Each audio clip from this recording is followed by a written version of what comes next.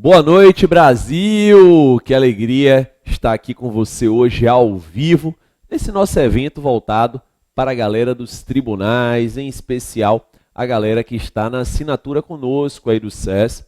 Hoje teremos 1 hora de resolução de questões e vamos pegar questões apenas de analistas, tá? Dos concursos de 2019. O nosso grande objetivo aqui é fazer um passeio por essas questões de 2019 e, a partir delas, a gente poder revisar o nosso conteúdo programático, rever algumas coisas, lhe recordar alguns temas, lhe deixar aí na ponta dos cacos para você que está se preparando aí para os concursos que virão de analista. 2020 promete, né? 2009, o final em especial de 2009, foi um ano muito bacana para tribunais.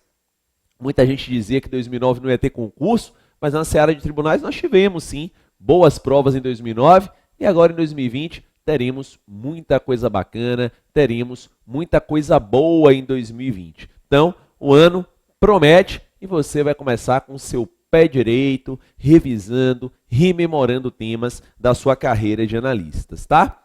Jones, aliás, eu achei aqui o meu passador, não tinha encontrado ele, está aqui comigo. Então, olha só, galera. Está aí entrando na sua tela o nosso material, né? O material de questões e a gente vai resolver. Tem questão que é ABCD, tem questão que é ABCDE, tem questão que é certo ou errado. Porque, na verdade, a gente não selecionou a partir do modelo da questão. A seleção foi feita com base na carreira analista e com base no ano 2019. E eu entendo que é muito bacana para você que está se preparando para os concursos, né? Você ter uma visão geral aí de como se cobra no certo e errado, como se cobra no ABCD, como se cobra no ABCDE, para que você possa transitar bem em relação aos temas da carreira de analista. Beleza? Dito isso, então, você vem comigo na nossa primeira questão. Essa questão é de uma prova recente, TRF3, AJ. Olha lá. Na celebração de contrato de compra e venda, vendedor e comprador procederam com dolo, que foi a causa do negócio. Neste caso, de acordo com o Código Civil, e aí, qual é a assertiva correta? Galera, a nossa questão em apreço, ela versa sobre o chamado dolo recíproco. Dolo recíproco,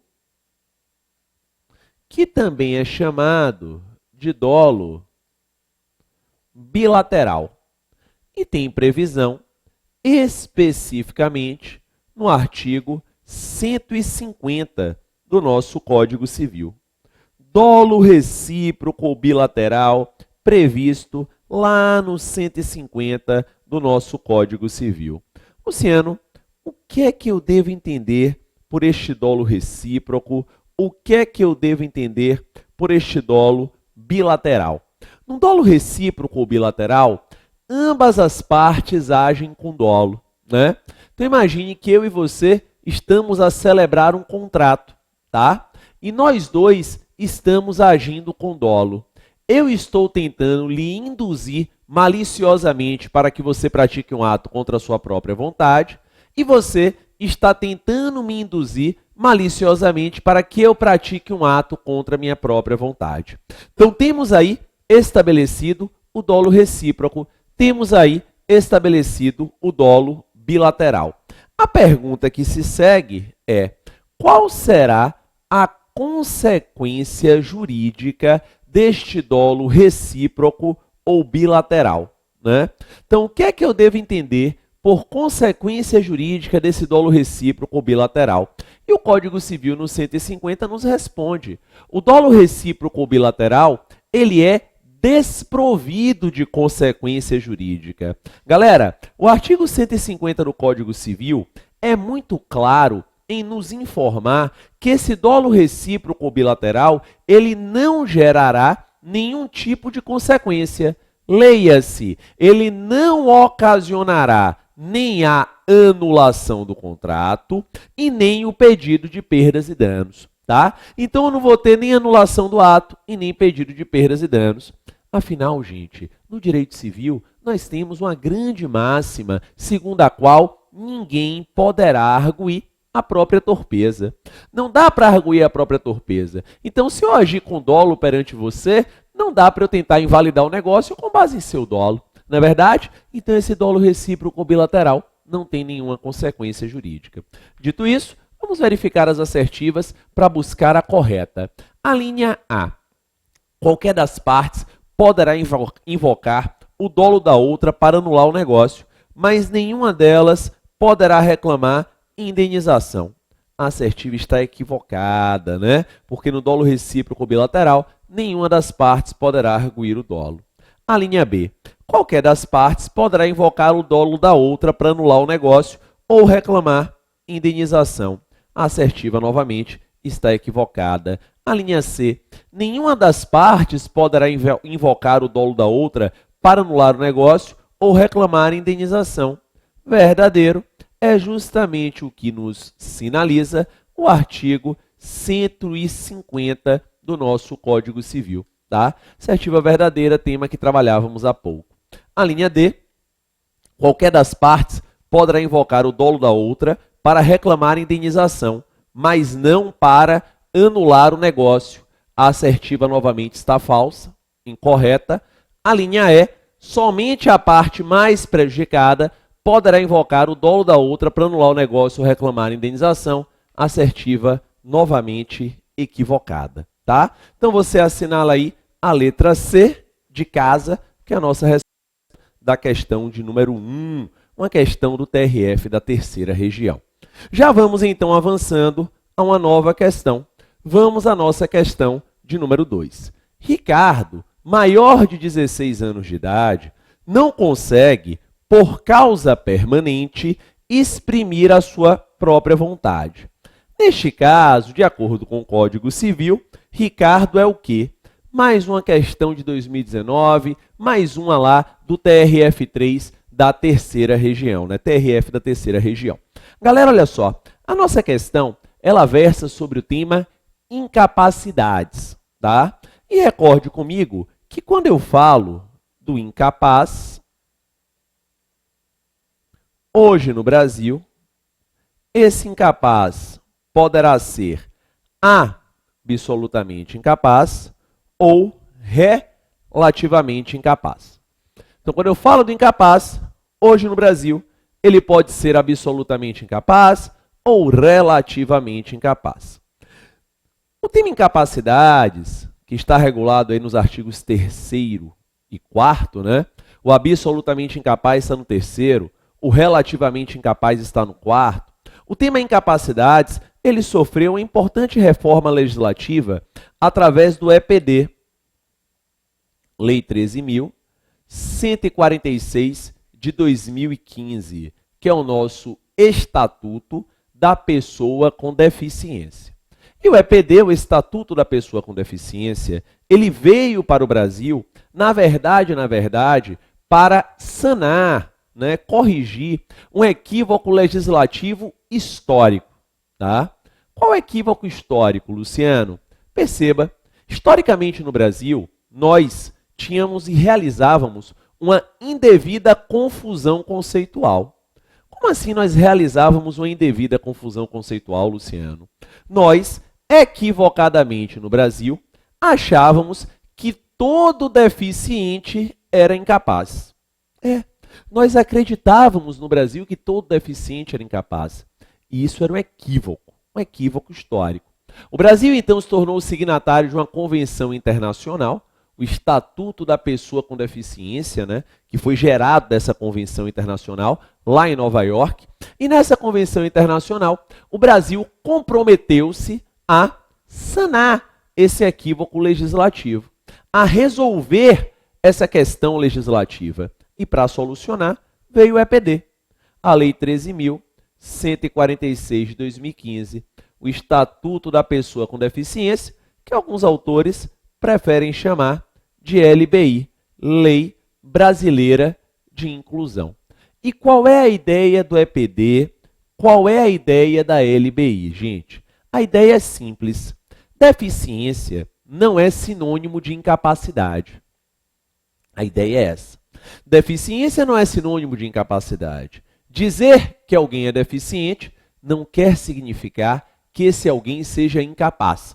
Deficiência não é sinônimo de incapacidade. Para ajustarmos essa questão, então, nós reformamos o Código Civil e o fizemos tanto nas incapacidades absolutas como nas incapacidades relativas. Gente, após o Estatuto da Pessoa com Deficiência, absolutamente incapaz no Brasil é um único sujeito. É o menor de 16 anos de idade. Então, a única hipótese de incapacidade absoluta no Brasil, única hipótese, é o menor de 16 anos de idade, que a sua prova pode chamar de menor impúbere. Então, a única hipótese, única hipótese de incapacidade absoluta é a do menor de 16 anos, o menor impúbere. Beleza. Nós reformamos também, por conta do EPD, o rol dos relativamente incapazes. O primeiro da lista é um velho conhecido, né? Velho conhecido é aquele que tem mais de 16 e menos de 18 anos. Então, o primeiro da lista, velho conhecido, maior de 16 e menor de 18 anos. Beleza. O segundo da lista são os ébrios habituais e os viciados em tóxico. Segunda lista, ébrios habituais e viciados em tóxico. Também velho conhecido, né? Os ébrios habituais, para quem não se recorda, são os alcoólatras, são os embriagados habituais. Então, ébrios habituais e viciados em tóxico aí é o segundo da lista. O terceiro da lista são aqueles que, por causa transitória ou permanente, não puderem exprimir a vontade. Então, aqueles que, por causa transitória ou permanente, não puderem exprimir a vontade. Esse terceiro da lista, você tem que tomar muito cuidado, porque cai muito em prova, tá? Por que ele cai muito em prova, Luciano? Porque antes da reforma legislativa, era uma situação de incapacidade absoluta. E após a reforma legislativa, se tornou uma situação de incapacidade relativa. Então, o avaliador sempre lembra dessa situação. A quarta e última hipótese aqui, no rol das chamadas incapacidades, está o pródigo, que é relativamente incapaz. O pródigo é aquele que desfaz o próprio patrimônio sem uma causa justificadora. Esse é o pródigo, tá? Aquele que desfaz do próprio patrimônio sem uma causa justificadora. Estes são os nossos relativamente incapazes, beleza? Galera, voltando os olhos à nossa questão, você vê que Ricardo tem mais de 16 anos. Ora, se ele tem mais de 16 anos, não há como, hoje no Brasil, após a reforma do EPD, ele ser tido como absolutamente incapaz. Porque o absolutamente incapaz, após a reforma legislativa do EPD, será apenas o menor de 16 anos de idade. Então, se ele tem mais de 16, não há como ele ser tido como relativamente incapaz, como absolutamente incapaz, né? Ele pode ser relativamente, mas absolutamente ele não é, porque o absolutamente só tem uma situação que é o menor de 16. E Ricardo, que tem mais de 16, não consegue, por causa permanente, exprimir a sua vontade. Ora, ele está naquela situação, aqueles que por causa permanente ou transitória não conseguem exprimir a sua própria vontade. O Ricardo é relativamente incapaz, né? A sua incapacidade ela é relativa. Porque observe você, meu amigo, aí em casa, que essa situação, como eu disse há pouco, ela é muito lembrada na prova, né? Afinal de contas, antes da reforma do EPD, essa era uma hipótese de incapacidade absoluta. E após a reforma do EPD, ela se encaminhou com uma hipótese de incapacidade relativa. Então, pinta bastante em prova. O Ricardo, portanto, é relativamente incapaz. E aí vamos procurar o gabarito correto, né? A linha A diz que o Ricardo é absolutamente incapaz, já está falso, porque incapacidade absoluta após o EPD, artigo 3º, tem uma única situação, o menor de 16 anos de idade, o que não é o caso. A linha B, Ricardo é absolutamente incapaz, falso novamente. A linha C, Ricardo é incapaz relativamente a certos atos, ou a maneira de os exercer. Até aqui está verdadeiro, né? É o que diz o artigo 4º, inciso 3. Não correndo contra ele prescrição. Parou aqui. Será que contra o relativamente incapaz corre prescrição? E aí? Ou será que haveria aí alguma causa impeditiva, suspensiva ou interruptiva do prazo prescricional? Se liga, galera. Da análise conjunta dos artigos 195, 198, inciso 1, 207 e 208, todos do Código Civil. Então, 195, 198, inciso 1, 207 e 208, todos do Código Civil, nós podemos concluir para a nossa prova que prescrição e decadência não correm contra absolutamente incapaz. Prescrição e decadência não correm contra absolutamente incapaz, ou seja, prescrição e decadência não correrá contra o menor impúbere, que é aquele menor de 16 anos de idade. Galera, contra os relativamente incapazes, correrá tanto a prescrição como a decadência. Beleza? Então a assertiva está incorreta, porque corre sim prescrição contra o Ricardo, porque o Ricardo é relativamente incapaz. A linha D, Ricardo é incapaz relativamente a certos atos ou a maneira de os exercer, mas contra ele corre a prescrição. Verdadeiro. Inteligência do artigo 4º, inciso 3 do Código Civil, e 195 e 198, inciso 1, todos do Código Civil.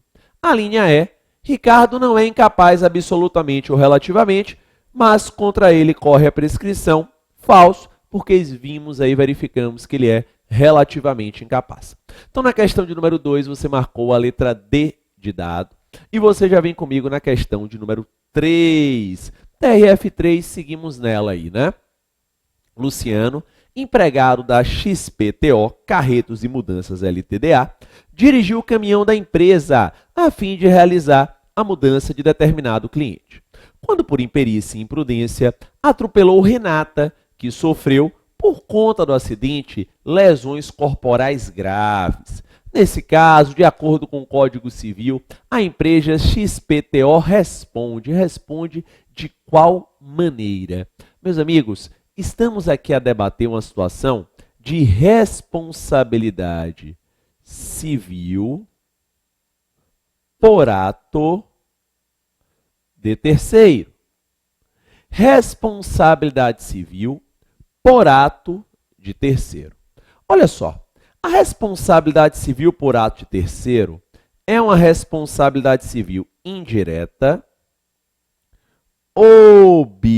objetiva e solidária. Responsabilidade civil indireta, objetiva e solidária, nós podemos concluir isso da soma aí da interpretação desses 3 artigos do Código.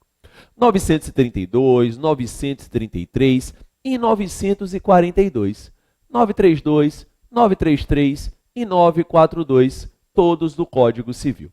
Vamos compreender isso aí, né? Por que a responsabilidade civil por ato de terceiro ela é denominada de indireta? Ela é indireta quanto ao sujeito. Como assim indireta quanto ao sujeito? Eu respondo por um ato que não foi praticado por mim, tá? Então, responderei por um ato que não foi praticado por mim, daí ela ser indireta. Ela não é direta. Eu não estou respondendo por um ato que foi praticado por mim, mas sim por um terceiro. Ela é objetiva por quê? Ela é objetiva porque ela será objetiva quanto à culpa. Como assim objetiva quanto à culpa, Luciano? Eu responderei independentemente da presença da culpa. Então, ela vai ser indireta quanto ao sujeito, porque eu respondo pelo ato de um terceiro, e objetiva quanto à culpa, porque eu responderei independentemente da presença da culpa. Mas, além de indireta e objetiva, ela é solidária, diz o artigo 942. E ela é solidária porque eu responderei conjuntamente com este terceiro. Eu respondo conjuntamente ao lado desse terceiro. Na verdade, quando nós falamos de responsabilidade civil por ato de terceiro, nós estamos a trabalhar aqui com o que nós chamamos de uma relação complexa. Por que uma relação complexa, professor? Ela é uma relação complexa porque ela envolve duas relações jurídicas dentro de si. Eu vou pegar o exemplo da questão, né? O empregador responde pelo ato praticado pelo empregado, que no exercício da função ou em razão dele, lesionar um terceiro. Tá? Eu vou até voltar os olhos para a questão novamente, que a gente vai trabalhar justamente lá com a questão. A questão diz que Luciano, empregado da XPTO, dirigia lá o caminhão da empresa a fim de realizar a mudança, quando atropelou a gloriosa Renata. Beleza. Opa, canetinha errada. Então, quando atropelou lá a nossa querida Renata. Ok. Perceba você então, né? A XPTO, empregadora, responderá pelo ato do empregado de forma o quê? Objetiva. A empregadora responde pelo ato do empregado de forma objetiva. Olhe você que pouco me importará aqui, nesse primeiro vínculo, analisar a eventual culpa da empregadora, tá? E é por isso que você não precisa aqui se preocupar nem com aquelas presunções de culpa. Ah, o empregador responde aqui porque tinha o dever de contratar bem e contratou mal, agindo em culpa em vigilando, ou culpa em contraindo, ou culpa em eligendo. Esquece! Nesse vínculo primeiro aí, a responsabilidade ela é objetiva. O empregador responderá pelo ato do empregado, independentemente da presença da culpa. Mas perceba, esse ato aqui do empregado, ele tem que ser subjetivo. Esse ato aqui do empregado, ele tem que ser subjetivo. Este ato aí do empregado, ele tem que ser culposo, tá? Então, Luciano atropela a Renata culposamente, imprudência, negligência, imperícia, em razão do exercício do trabalho que lhe compete, em função desse trabalho, e aí a XPTO, empregadora, responderá objetivamente por este ato de Luciano, tá? Então, a linha de raciocínio é essa aí.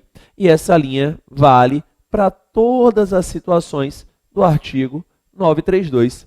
O pai responde objetivamente pelo ato do filho, que esteja sob seus cuidados e sob sua companhia, desde que o ato daquele filho seja culposo, lógico, claro. O tutor responde pelo ato do tutelado, o curador pelo ato do curatelado, que esteja sob seus cuidados, sua companhia, desde que o ato do tutelado, desde que o ato do curatelado seja culposo, obviamente. Se no exemplo dado na questão, o Luciano tivesse agido aí em estado de necessidade, em legítima defesa, ou não fosse um ato culposo dele, o empregador não responderia objetivamente. É essa dinâmica que é estabelecida em todas as situações de responsabilidade civil por ato de terceiro, que estão lá delineadas no artigo 932 do Código Civil. E aí como é que funciona aqui então? O empregador vai indenizar a Renata, claro, de forma objetiva. E aí eu lhe pergunto, e o empregador depois poderá buscar uma ação regressiva em face do real causador do dano? Será que pode? Será que vai ter essa ação regressiva em face do real causador do dano? Será que nas hipóteses de responsabilidade civil por ato de terceiro cabe ação em regresso? A resposta é positiva. Artigo 934 do Código Civil. Sim, na regra geral, caberá sim a ação em regresso. E nessa ação em regresso, a responsabilidade será subjetiva. tá? Então, nessa ação em regresso, a responsabilidade ela será subjetiva. Beleza? Ok? É mais ou menos o que acontece lá no direito público, né? O Estado responde objetivamente pelos atos praticados pelos prepostos, empregados, serviçais, enfim, que gerarem danos a terceiros e forem no exercício da função em razão do trabalho que lhes competir. E terá o Estado contra eles ação regressiva, desde que comprove dolo ou culpa. Beleza? Se liga que há uma única hipótese estampada lá no 934 do Código Civil, em que essa ação em regresso não será viável. Qual é a hipótese, Luciano? Bem, não caberá regressiva do ascendente em face do descendente absolutamente ou relativamente incapaz, ok? Então, não cabe ação em regresso do ascendente em face do descendente absolutamente ou relativamente incapaz. É porque não faz sentido, né? Imagine que meu filho de 3 anos estoura a vidraça do playground do prédio, o síndico vai até a minha unidade, né? Fala, Luciano, seu filho de 3 anos estourou lá a vidraça, você agora vem cá que você vai ter que pagar a conta. Eu falo, beleza, é meu filho menor, está sob meus cuidados, sob minha companhia, eu vou pagar essa conta, mas ele que se segure na ação regressiva. Obviamente, não faz sentido algum, né? Eu tenho uma ação regressiva contra um descendente meu filho, que é incapaz. Não faz sentido. Então, voltando à questão aí, a questão pergunta como o empregador responderá. Subsidiariamente já está falso, porque você viu comigo que é solidariamente. Subsidiariamente, de novo, está falso. Solidariamente, opa, vamos analisar isso é solidariamente. Com Luciano pelos danos causados a Renata, somente se tiver procedido com culpa em eligendo. Falso, porque nós não analisamos a culpa do empregador, não é verdade? Ele responde independentemente de culpa. A linha D, então, está verdadeira pelos fundamentos elencados já. E a linha E, solidariamente com Luciano pelos danos materiais causados a Renata, mas subsidiariamente pelos danos morais. Falso, a norma não faz essa diferenciação, né, de subsidiária ou solidária a depender do dano. Beleza? Bom, na questão de número 4, sigo na FCC aí 2019, TRF3. Considere as seguintes proposições acerca dos contratos, tá? Então, para a gente ganhar tempo, galera, já vamos verificando aí o que está certo ou errado. Primeira, nos contratos de adesão, serão válidas as cláusulas que estipulem a renúncia antecipada do aderente a direito resultante da natureza do negócio, desde que redigidas de forma clara e em destaque. Falso é a inteligência do 424 do Código Civil. Lembra comigo, contrato de adesão é aquele contrato que é pré-formatado, tá? Contrato de adesão é aquele contrato que é pré-formatado. Ele é pré-confeccionado por uma das partes, cabendo a outra parte aderir ou não aderir ao bloco. Esse é o contrato de adesão. Então, ele está lá pré-confeccionado, pré-formatado por uma das partes e cabe a outra parte aderir ou não aderir ao bloco.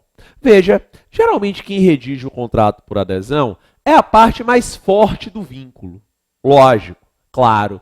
Daí porque o legislador se preocupa com o aderente. Porque o aderente, meu amigo, das duas, uma. Ou ele aceita o contrato, ou ele larga o contrato, né? É o take or leave it, dizem os americanos. Ou ele pega, ou ele deixa. Então, o legislador traz duas regras interpretativas importantes sobre o contrato de adesão.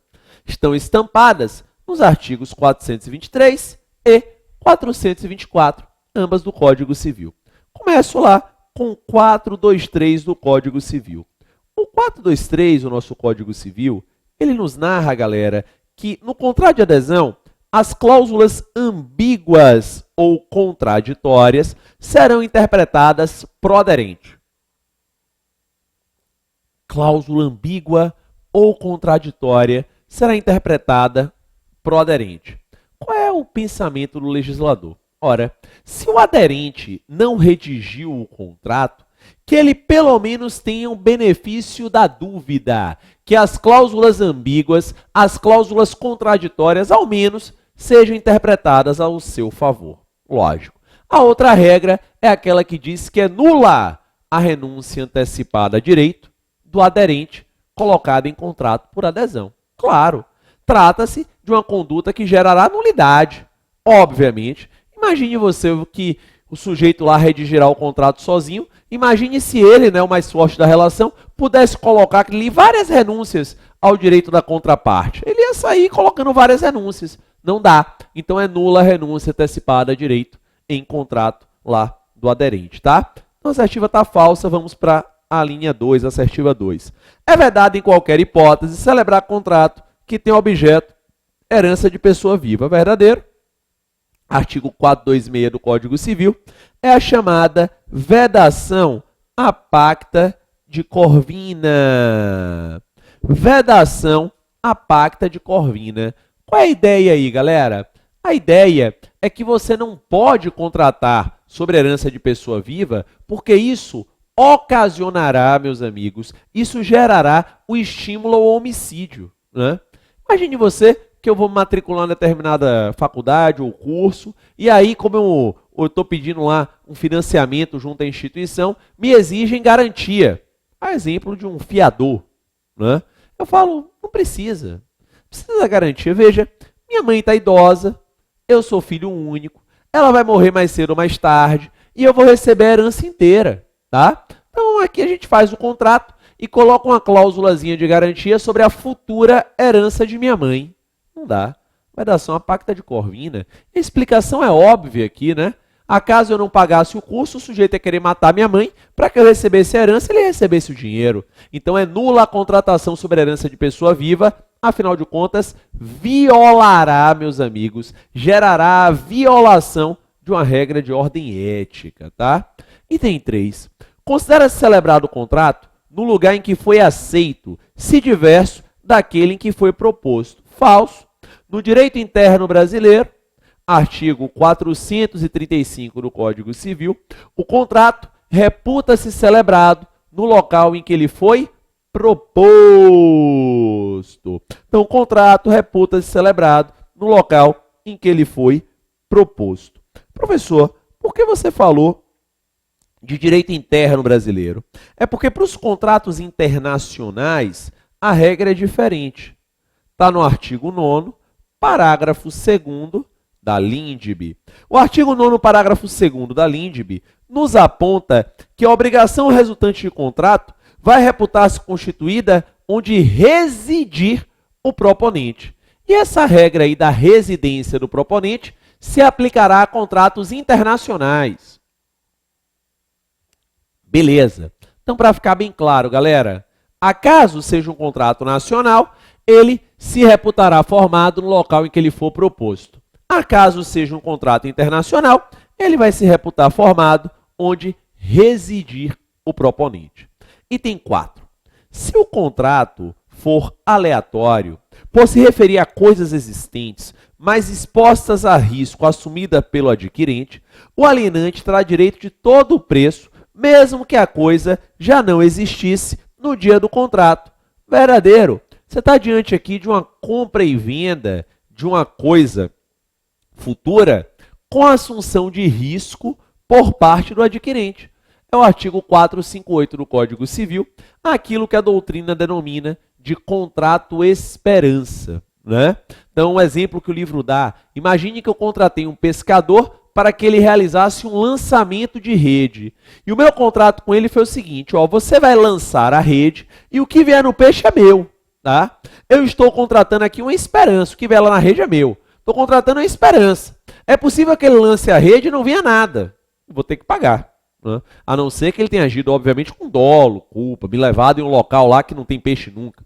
Mas se ele me levou em um local usual que geralmente tem peixe, eu pedi para ele lançar a rede e não veio nada, eu vou ter que pagar, porque eu contratei o lançamento da rede. É possível também que ele lance a rede e venha um volume grande de peixe.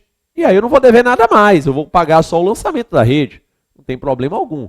Tá? Porque eu contratei a esperança, posso me dar bem como posso me dar mal. Então a alea aqui, o fator de sorte aqui, é a existência da coisa. Eu assumi esse risco, tá? Eu assumi esse risco, mesmo que de nada venha a existir, eu vou ter que pagar o preço. Eu só não pagaria se houvesse culpa ou dolo lá do sujeito. 5. O contrato preliminar deve conter, inclusive quanto à forma, todos os requisitos essenciais do contrato a ser celebrado. A assertiva está falsa. Artigo 462. 462 do nosso Código Civil. Galera, o contrato preliminar terá todos os requisitos do contrato principal, à exceção da forma. A forma do contrato preliminar é sempre livre. E aqui sempre vale o paralelo com o artigo 108 do Código Civil. O artigo 108 do Código Civil, ele nos sinaliza, senhores, que compras e vendas de imóveis cujo valor ultrapasse a 30 vezes o maior salário mínimo vigente no país, haverão de ser celebrados através de escritura pública. Então, negócios envolvendo imóveis cujo valor seja superior ou ultrapasse a 30 vezes o maior salário mínimo vigente no país, haverão de ser celebrados através de escritura pública, tá? Mas e se for uma promessa de compra e venda? Aí tem forma livre, porque o contrato preliminar terá todos os requisitos do contrato principal, à exceção da forma. Beleza? Então, verificando as assertivas aqui, nós percebemos que a correta é a linha C, né? Itens 2 e 4 estão corretos. E já avançamos à questão de número 5, agora do TRF 4, também 2019, e uma questão sobre domicílio. Domicílio, vamos adiante já colocando em verdadeiro ou falso. A União tem domicílio múltiplo no Distrito Federal e na capital de todos os estados da Federação, onde houver procuradoria em funcionamento. Falso. O artigo 75 do Código se dedica a indicar os domicílios das pessoas jurídicas. E lá tem que a União é domiciliada no Distrito Federal. Quem é domiciliada nas respectivas capitais são os estados, ok? Então a assertiva está falsa. 2. Mesmo tendo a pessoa jurídica diversos estabelecimentos em lugares diferentes, apenas o lugar da sede é considerado domicílio. Falso. Com base no mesmo artigo. Se a pessoa jurídica tem vários estabelecimentos, cada um desses estabelecimentos vai ser considerado o seu domicílio para as respectivas obrigações lá entabuladas. Você estará diante de uma pluralidade domiciliar. Item 3. O servidor público tem domicílio necessário. Essa assertiva está verdadeira. Ela está correta, tá? O servidor público tem domicílio necessário. Artigo 76 do Código Civil. Perceba você que a regra geral é que as pessoas podem escolher o seu próprio domicílio. A regra geral é essa, mas em algumas situações excepcionais, a lei impõe domicílio. Isso acontece com incapaz, com servidor público, com militar, com o sujeito da marinha, da aeronáutica, o marítimo, preso. Caso o servidor público tem domicílio necessário, vai ser o local em que ele exercitar permanentemente as suas funções. Item 4. Se a pessoa natural exercitar a profissão em lugares diversos, terá domicílio apenas o lugar em que se concentrar a principal atividade. Falso. Falso. Lembre-se que o Código Civil diferencia o domicílio pessoal do domicílio profissional. O domicílio pessoal é aquele em que a pessoa tem a sua residência com ânimos definitivo. Beleza. Já o domicílio profissional é aquele local em que a pessoa exercita a sua profissão. Ok. Detalhe, nada impede que a pessoa exercite a sua profissão em várias localidades. Nessa situação, ela terá uma pluralidade de domicílios profissionais. Então, está falso. 5. A pessoa natural que não tem a residência habitual considera-se domiciliada no local em que foi encontrada. Verdadeiro. Domicílio aparente ou ocasional. Artigo 73 do Código. Onde é o domicílio daquele que não tem residência? O local em que ele for encontrado. Então, você marcou a letra D, né, a linha D de dado. Itens 3 e 5 estão corretos. E você já avança a questão de número 6, mais uma no TRF 4. Patrícia e Beatriz celebraram um contrato de compra e venda de um automóvel usado, convencionando que o preço seria fixado por Fernando. Terceiro, né? Porque se Patrícia e Beatriz celebraram um contrato e Fernando que vai dar o preço, Fernando é um terceiro. Fernando, todavia, recusa a incumbência. Não dizer, eu não vou dar preço não. Tô fora desse negócio aí. E aí, galera? O que acontece nessa situação? Galera, lembre-se que o preço ele pode ser, sim, deixado ao arbítrio de terceiro. Tá? Há várias formas de você fixar o preço na compra e venda. Geralmente, o preço ele é previamente determinado. Geralmente, lá no contrato, as partes já estabelecem aquele respectivo preço. Mas nada impede, senhores, nada impede que as partes elejam um preço determinável, de acordo com bolsa de valores, variação de uma determinada localidade, que deixa um terceiro arbitrar o preço. Beleza. Esse terceiro, ele poderá ser de logo eleito no contrato, foi o que aconteceu aí, né? Foi o Fernando de pronto eleito no contrato, ou é possível que as partes prometam designar esse terceiro posteriormente. A dúvida que se estabelece, e está na questão, é o que fazer se o terceiro negar, não quiser a incumbência. Nesse caso, senhores, e o terceiro não aceitando a incumbência, a compra e venda fica sem efeito, salvo se os contratantes resolverem designar outra pessoa, tá?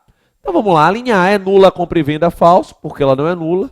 B também falso, na verdade ela fica assim, efeito, né?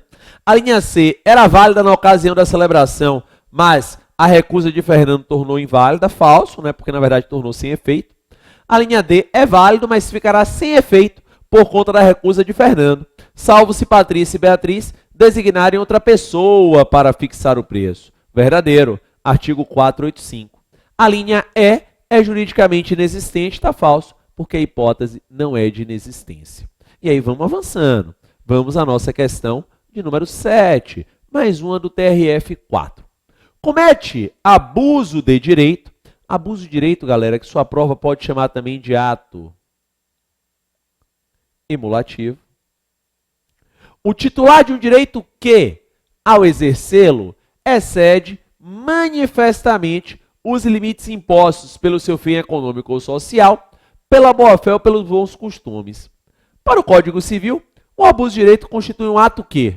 E aí? O abuso de direito, primeira dúvida, é lícito ou ilícito? É ilícito. Ilícito. Quando o Código Civil trabalha com os ilícitos, ele trabalha com ilícito subjetivo, que está lá no 186, e o ilícito objetivo, que está lá no 187. O abuso de direito é hipótese de ilícito objetivo. O que é que significa dizer, Luciano, que ele é um ilícito objetivo? Significa dizer que ele independe da culpa para a sua configuração. Esse abuso de direito, ele se configurará, e aí o próprio enunciado da questão já diz, né? É a redação do artigo 187, quando o titular de um direito exceder manifestamente os limites impostos pelos seus fins econômicos, seus fins sociais, pela boa-fé e pelos bons costumes. Perceba você que não é qualquer excesso que vai gerar o abuso de direito. Não, tem que ser um excesso manifesto. Então, o sujeito excede manifestamente os limites impostos pelos seus fins econômicos, pelos seus fins sociais, pela boa-fé, pelos bons costumes. Esse ato ilícito, ele gerará uma responsabilidade civil objetiva. E segundo a doutrina, enunciado 37 do CJF, segundo a doutrina, você haverá de analisar essa situação no caso concreto. No caso concreto. Então, você vai verificar aí, galera, no caso concreto, se efetivamente houve esse excesso manifesto no abuso de direito. E se houve aí, né, de forma objetiva, independentemente de culpa, você determinará a indenização. É o que se chama de critério objetivo finalístico. Então, você pega a finalidade do direito e, de forma objetiva, você vai averiguar se houve ou não excesso manifesto no exercício. E se houve, então, você vai imputar essa responsabilidade civil. Beleza? A linha A, então, é um ato lícito, está falso, né, porque é ilícito. A linha B, lícito, está falso, porque é ilícito. A linha C, ilícito, que dá causa ao dever de indenizar, marquei, é isso aí. A linha D, ilícito, mas que não dá causa ao dever de indenizar, falso, dá causa sim ao dever de indenizar. A linha C, ilícito, porém plenamente válido e eficaz, falso, porque o ilícito ele é, obviamente, inválido, tá? E esse dever de indenizar, como você viu comigo há pouco, ele não depende de culpa. Então, só para dar um exemplo, imagine o sujeito que aluga um veículo da marca Celta, ok? E ele usa esse carro para fazer transporte de carga. Como é consabido, o Celta é um carro de passeio. Ele não é feito para fazer transporte de carga, tá? Obviamente que aí você terá um abuso de direito. Beleza? Vem comigo agora na questão de número 8, que foi da Banca CESP, tá? A JJ. E aí, galera, a gente começa a trabalhar com certo e errado, né? Certo e errado aí, porque foi uma prova de seu certo ou errado, olha lá. No que tange à lei de introdução às normas do direito brasileiro, a pessoa natural, os direitos da personalidade e a desconsideração da pessoa jurídica, julgue o item a seguir. E aí vamos ver se é certo ou errado. Em se tratando de indivíduo de nacionalidade estrangeira domiciliado no Brasil, as regras sobre o começo e o fim da personalidade, nome, capacidade e direitos de família são aquelas da legislação vigente no seu país de origem. Tá errado, galera. O artigo 7º da lei de introdução, né, da nossa famosa LINDB, trabalha com o chamado estatuto pessoal. Estatuto pessoal, tá? E ao trabalhar com estatuto pessoal, nos diz que se aplicará a lei do domicílio, galera, é do domicílio, não é da nacionalidade, não é do país de origem do sujeito. Então, se aplicará a lei do domicílio para regular as regras sobre o começo e fim da personalidade, sobre o nome, sobre a capacidade, sobre o direito das famílias, tá? Então, a assertiva está falsa. Vamos para a próxima. Ainda aí, no certo ou errado. Embora o direito à honra seja personalíssimo, o direito de exigir a sua reparação econômica, no caso de dano moral, se transmite aos sucessores do ofendido, caso este tenha falecido. Verdadeiro, galera, certo. Artigo 943 do Código Civil. Gente, a responsabilidade civil, ela é transmissível. O direito de exigir a reparação, bem como a obrigação de prestá-la, transmite-se com a herança.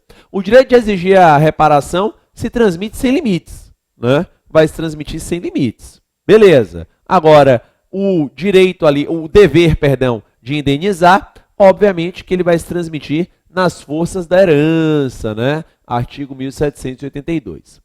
Próxima, certo ou errado? Situação hipotética. Renata, casada com Carlos, ajuizou ação de divórcio litigioso com partilha de bens.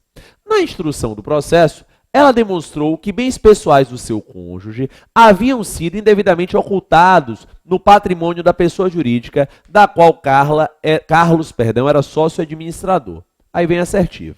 Neste caso, o ordenamento jurídico brasileiro permite que seja utilizado o instituto da desconsideração inversa da personalidade. Verdadeiro. Está previsto tanto no Código Civil, artigo 50, como no CPC, artigo 133, parágrafo 2º. Lembra comigo, galera? A desconsideração inversa é aquela que se dá na contramão. Ela se dá na contramão.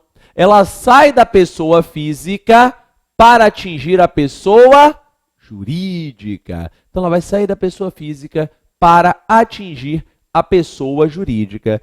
E se aplicará aqui, galera, os requisitos do artigo 50. Tem que ter pedido expresso, feito pela parte ou pelo Ministério Público, quando couber intervir no feito, somado ao abuso da personalidade, seja desvio de finalidade ou confusão patrimonial, somado a essa novidade da Lei de Liberdade Econômica, com benefício direto ou indireto do sujeito. E, de fato, aqui está tudo elencado na questão, né? O Carlos, ele estava se beneficiando dessa ocultação patrimonial justamente para desrespeitar o direito à meação da Renata. Tá? A assertiva está perfeita. Sigo nas assertivas. Na hipótese de dois cônjuges com idades diferentes terem falecido na mesma ocasião e não ser possível identificar com precisão quem faleceu primeiro, deve-se presumir que a morte do comoriente mais velho precedeu ao mais novo. Falso. Artigo 8º do Código Civil. O que é comoriência para o ordenamento jurídico brasileiro? Comoriência é presunção relativa de morte simultânea. Presunção relativa de morte simultânea. Por que essa presunção é relativa? Por que ela é juris tanto? Porque ela admite prova em contrário. Então, a presunção relativa de morte simultânea, porque ela admite prova em contrário. Se a perícia disser quem morreu primeiro, vale a perícia. Tá? Se tem uma testemunha lá dizendo quem morreu primeiro e fizer uma prova robusta, vale a testemunha. Mas, se você não tiver como provar quem morreu primeiro, a presunção relativa, então, se aplicará e terão os comorientes falecido simultaneamente. O direito brasileiro não faz ranking de preferência de morte. Tá? Então, não diz que primeiro morreu o mais velho, depois o mais novo, ou primeiro a grávida, depois o sujeito. Não tem isso no direito civil. Ok? Faleceu na mesma ocasião, serão declarados comorientes. Qual é a consequência? Um não herda do outro. E como um não herda do outro, serão abertas duas cadeias sucessórias distintas. Beleza? Detalhe, gente. O artigo 8º do Código, ao tratar de comoriência, diz que se aplicará a presunção quando duas ou mais pessoas falecerem na mesma ocasião. Tá? Gente, entenda aqui por mesma ocasião, ao mesmo tempo. Não necessariamente no mesmo evento. Então, ao mesmo tempo, não necessariamente no mesmo evento. Então, veja você que é plenamente viável que duas pessoas que morreram na mesma ocasião, ao mesmo tempo, mas em eventos diversos, sejam sim declaradas comorientes. Questão 9. 2019, Banca CESP. Vamos lá. Certo ou errado novamente. O espólio e a massa falida são exemplos de bens coletivos. Bem coletivo, sua prova pode chamar também de universalidade, né? São expressões sinônimas, classificadas como universalidade de fato. Falso. Aí não é universalidade de fato não, gente. Aí é universalidade de direito. Aí é universalidade de direito. Galera, a universalidade de fato, ela está conceituada no artigo 90. Que a pluralidade de bens singulares pertencentes a uma mesma pessoa e com destinação unitária. Essa é a universalidade de fato. Pluralidade de bens singulares pertencentes à mesma pessoa e com destinação unitária. Exemplo, um rebanho. Exemplo, uma biblioteca. Cabeças de gado pertencentes a uma mesma pessoa com destinação unitária. Vários livros pertencentes a uma mesma pessoa com destinação unitária. Beleza. Está aí a universalidade de fato. Já a universalidade de direito está no artigo 91. Universalidade de direito é o complexo de relações jurídicas pertencentes à mesma pessoa, dotadas de valor econômico. Aí, universalidade de direito. Exemplos, a herança, a massa falida, são universalidade de direito. Próxima. No âmbito de uma associação, os associados submetem-se a direitos e obrigações recíprocos. Falso. Artigo 53 do Código Civil, está lá no parágrafo único. Meus amigos, os associados, eles não têm direitos e obrigações recíprocos. Eles terão direitos e obrigações perante a associação. Não é reciprocamente, é perante a associação. Beleza? Ok? Então, tá falso. Devendo pautar-se na boa-fé objetiva, sob pena de exclusão da associação. Se a ativa está falsa, lembrando ainda que para excluir o associado, artigo 55 do Código Civil, se fará necessário justo motivo a ser apurado, né, de acordo com um procedimento que assegure ao sujeito defesa, contraditório, recurso, enfim. Sigo. A modificação da regra prevista em estatuto de fundação privada deve ser aprovada pela maioria absoluta das pessoas responsáveis pela gerência da fundação. Falso. Não é maioria absoluta, é 2/3. E somente produzirá efeitos após decisão homologatória do Poder Judiciário. A assertiva também está falsa, galera. O artigo 67 do Código me traz os requisitos para alteração dos estatutos fundacionais, tá? Quórum de 2/3, não contrariar ou desvirtuar a finalidade fundacional, perfeito. E além disso, galera, tem que ter aprovação do Ministério Público, não do juiz. O MP vai ter o prazo de 45 dias para aprovar. Se aprovar nos 45 dias, beleza, já pode modificar. Se ele denegar nos 45 dias ou deixar passar os 45 dias e nada disser, aí o juiz que vai ter que suprir a autorização. Sigo. Situação hipotética. No exercício de determinado direito de natureza civil, o indivíduo agiu de forma abusiva, excedendo os limites impostos pela finalidade econômica e social do referido direito e causando dano a terceiro. Assertiva. Neste caso, a caracterização da responsabilidade desse indivíduo independe da presença da culpa. Verdadeiro, galera. Claro, ele agiu em abuso de direito. Ele excedeu os limites impostos pela boa-fé, bons costumes, responderá aí de forma objetiva. Perfeito. Questão 10. Por necessidade de salvar pessoa de sua família de grave dano iminente, Celso assumiu a obrigação excessivamente onerosa com determinada sociedade empresária. Posteriormente, ajuizou a ação judicial requerendo anulação do negócio por vício de consentimento. Com base na situação, assinale a alternativa a seguir, né? Vamos lá, né? Certo ou errado? Analise os itens a seguir.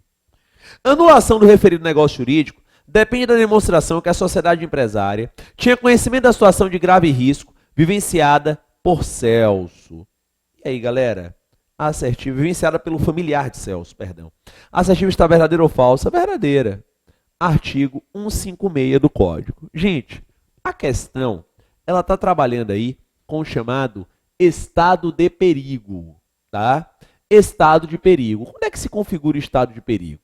Ele se configura quando alguém premida a necessidade de salvar a si próprio, a pessoa de sua família ou a terceiro de grave dano conhecido pela outra parte, assume obrigação excessivamente onerosa. Foi o caso, né? Foi o caso. Celso estava tentando salvar um familiar de um grave dano que era conhecido por essa sociedade empresária e acabou assumindo a obrigação excessivamente onerosa. Então tá, verdadeiro sim. Seguindo. Segundo a doutrina civilista, ainda que demonstrados os requisitos necessários para caracterizar o vício de consentimento, seria possível que, ao invés da anulação do negócio, seja realizada a sua revisão com o devido equilíbrio econômico-financeiro. Perfeito. Qual é o detalhe aqui? Se você for verificar o estado de perigo, artigos 156, 171 e 178 do Código, que é o tema que está sendo abordado na questão, você vai verificar que a consequência imposta no Código Civil é a anulação do ato no prazo decadencial de até 4 anos. 4 anos contados lá da conclusão do negócio. Todavia, a doutrina, enunciado 148 do CJF, a doutrina, enunciado 148 do CJF, aplicando por analogia as regras da lesão, lá do artigo 157, nos diz que antes de anular, o juiz deve tentar revisar o ato. Beleza? Posição doutrinária. Última questão, hein? Questão 11, olha lá, TJ.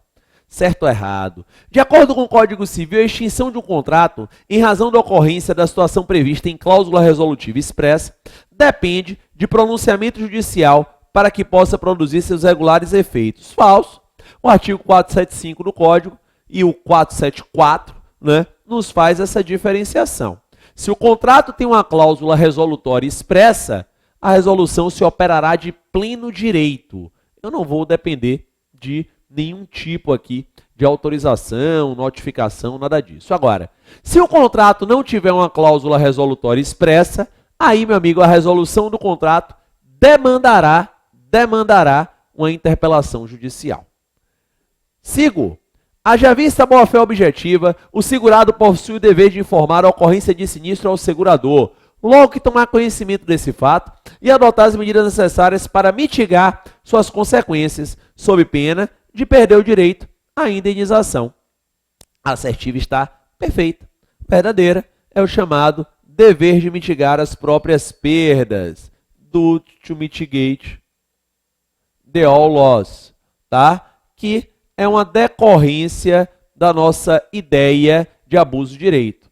O segurado não é porque tem um seguro que ele vai amplificar o prejuízo. Ele tem que relativizar, tentar mitigar o prejuízo. No direito civil, há exceções ao princípio da relatividade dos efeitos. Relatividade é aquela ideia de que o contrato faz só efeito interpartes, né? Como, por exemplo, na estipulação em favor de terceiro e no contrato com pessoa a declarar. Perfeito. Na estipulação em favor de terceiro, você estipula algo em favor de um terceiro. Já no contrato com pessoa a declarar, você está declarando que alguém assumirá posteriormente a sua posição contratual. Beleza? Então você acaba relativizando ali, né, a relatividade, porque o seu contrato não produz efeitos apenas dentre os envolvidos. Ok? Gente, que alegria estar aqui contigo hoje, batendo esse papo, trazendo só coisa atual, só questão de 2019 e dando essa rememorada em grandes temas do direito civil, tá? Lembrando, como sempre, que além do nosso contato aqui no SES, eu espero lhe encontrar nas minhas redes sociais. E aí indico aqui o meu Instagram, Luciano Lima Figueiredo, tá? Vídeos de aulas gratuitos, dica de direito civil diário, enfim, um espaço para estarmos sempre juntos. Espero revê-los em breve aqui no SES, na nossa assinatura, nos nossos cursos e aí pelo país. E desejo do fundo do meu coração que a sua aprovação esteja cada vez mais próxima, como eu sei que ele está. Um beijo e até mais!